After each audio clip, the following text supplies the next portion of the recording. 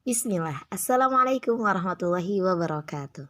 Selamat siang teman-teman, apa kabarnya? Semoga dimanapun teman-teman berada selalu dalam lindungan Allah Ta'ala. Amin ya Rabbal Alamin. Baik, perkenalkan kami dari kelompok 1 yang beranggotakan saya Nurlaila Sofia, Ibu Ais Sopianti, Nurul Khairiah Ulfa, dan Nopi Sulastri. Insya Allah pada kesempatan kali ini kami akan membagikan sedikit materi tentang pengembangan STPPA dalam pembelajaran anak usia dini dari mata kuliah perencanaan pembelajaran anak usia dini yang dibimbing oleh Bunda Adisti Asmodilasti MPD. Baik, kita lanjutkan teman-teman.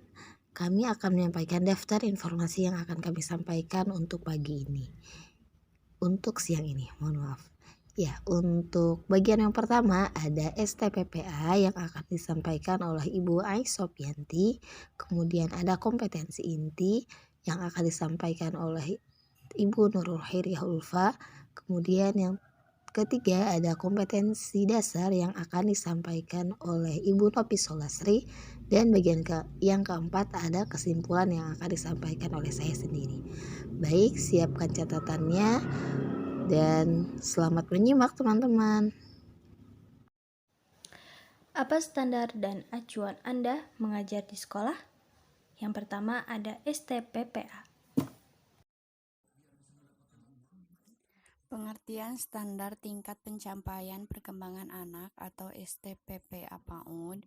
Proses pembelajaran yang dilakukan diarahkan untuk ketercapaian kompetensi sikap spiritual, sikap sosial, pengetahuan, dan keterampilan yang melibatkan 6 aspek perkembangan secara terpadu. Dalam pendidikan anak usia dini, kompetensi ada 2 bagian, yaitu kompetensi inti dan kompetensi dasar.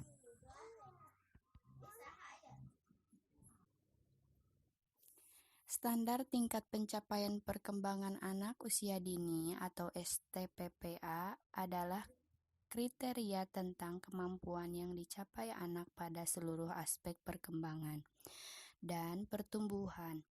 STPPA mencakup 6 aspek perkembangan anak, yaitu nilai agama dan moral, fisik motorik, kognitif, bahasa, sosial emosional, dan seni. Proses pembelajaran yang dilakukan diarahkan untuk tercapainya kompetensi sikap atau sikap spiritual dan sikap sosial, pengetahuan dan keterampilan. Standar pencapaian perkembangan anak usia dini 0-6 tahun. Pengertian tingkat pencapaian perkembangan anak usia dini adalah kriteria minimal tentang kualifikasi perkembangan anak yang merupakan standar pencapaian perkembangan anak yang diwakili beberapa aspek, yaitu sikap, pengetahuan, dan keterampilan. Yang pertama, sikap. Contohnya seperti menyayangi anggota tubuh sebagai ciptaan Tuhan. Ini termasuk nilai agama dan moral. Kemudian mandiri dan berani tampil. Ini termasuk sosial emosional. Selanjutnya mendengarkan dan mengapresiasi anak yang menyanyi. Ini termasuk sosial emosional. Yang kedua yaitu pengetahuan. Contohnya seperti menambah kosakata baru, ini termasuk dalam bahasa. Kemudian mengenal anggota tubuh dan jumlahnya, ini termasuk kognitif. Yang ketiga, keterampilan. Contohnya seperti bergerak sesuai irama lagu, ini termasuk motorik. Kemudian keterampilan bernyanyi, ini juga termasuk dengan seni. Selanjutnya, poin kedua, kompetensi inti. Kompetensi inti adalah kompetensi utama yang diuraikan ke dalam beberapa aspek, yaitu aspek pengetahuan dan keterampilan, dan harus dipelajari oleh peserta didik di setiap jenjang dan mata pelajaran. Menurut Permendikbud nomor 24 tahun 2016, kompetensi inti pada kurikulum 2013 adalah kemampuan untuk mencapai standar kompetensi lulusan yang harus dimiliki peserta didik setiap tingkat kelas. Selanjutnya, beberapa hal yang berkaitan dengan kompetensi inti. Yang pertama ada tujuan kompetensi inti. Tujuannya adalah untuk membentuk karakter unggul bagi peserta didik melalui kegiatan pembelajaran. Ini sejalan dengan tujuan yang ingin dicapai melalui kurikulum 2013. Yang kedua, fungsi kompetensi inti. Fungsinya adalah sebagai acuan untuk mengorganisasi kompetensi dasar. Seluruh kegiatan pembelajaran yang dikembangkan melalui kompetensi dasar harus tunduk dan selaras dengan kompetensi inti. Dan yang ketiga, dimensi kompetensi inti. Pada dimensi kompetensi inti terdapat 4 poin. Yang pertama, kompetensi inti sikap spiritual atau KI1. Sikap merupakan kecenderungan seseorang untuk berbuat sesuatu dalam bentuk tindakan. Sikap spiritual ini menjadi sikap utama yang harus dioptimalkan karena sikap ini bisa membentuk kekuatan karakter. Yang poin kedua ada kompetensi inti sikap sosial atau KI2. Sikap sosial berkaitan erat dengan kehidupan antara manusia. Hubungan antara satu manusia dan manusia lain harus berpedoman pada sikap ini. Tujuan sikap sosial adalah peserta didik bisa menjaga hubungan baik antar sesama, karena pada dasarnya manusia tidak bisa hidup sendiri tanpa melibatkan orang lain. Poin yang ketiga adalah kompetensi inti pengetahuan, KI3. Pengetahuan adalah sesuatu yang telah diketahui manusia dengan belajar baik secara formal, non-formal maupun informal. Dan yang terakhir poin keempat, kompetensi inti keterampilan atau KI4. Kompetensi keterampilan berkaitan dengan pengetahuan yang diperoleh peserta didik dalam kehidupan sehari-hari. Selanjutnya, poin ketiga, kompetensi dasar.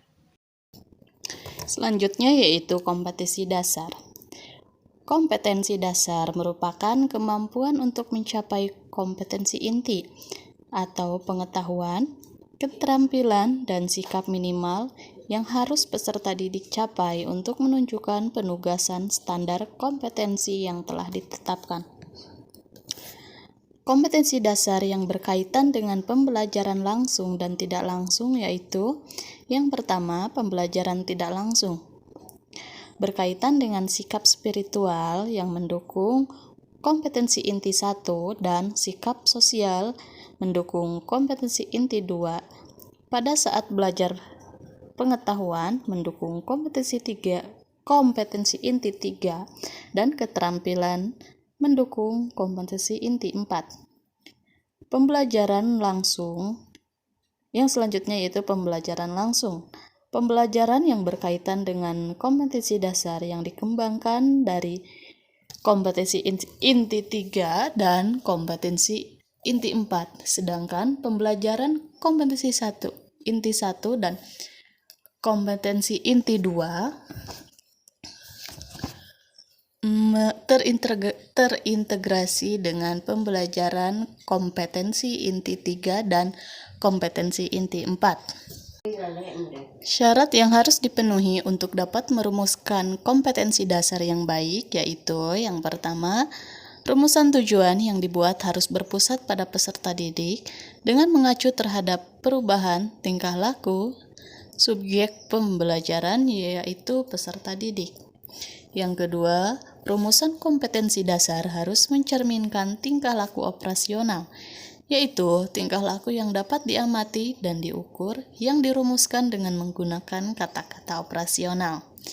Yang ketiga, rumusan kompetensi dasar berisi makna dari pokok bahasan atau materi pokok yang akan diajarkan pada saat kegiatan pembelajaran.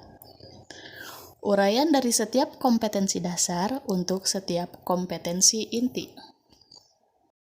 Selanjutnya dengan kesimpulan. Baik teman-teman, alhamdulillah sekarang kita memasuki bagian yang terakhir yaitu bagian kesimpulan. Nah, jadi pada intinya STPPA atau Standar Tingkat Pencapaian Perkembangan Anak Usia Dini merupakan sebuah standar hasil akhir dari kompetensi inti secara spesifik dengan memperhatikan 6 aspek perkembangan, yaitu agama dan moral, sosial emosional, kognitif, bahasa, fisik motorik, dan seni.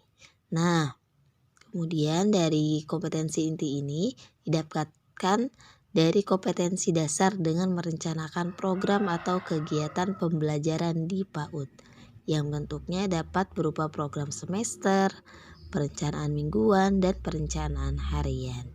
Jadi teman-teman bisa lihat di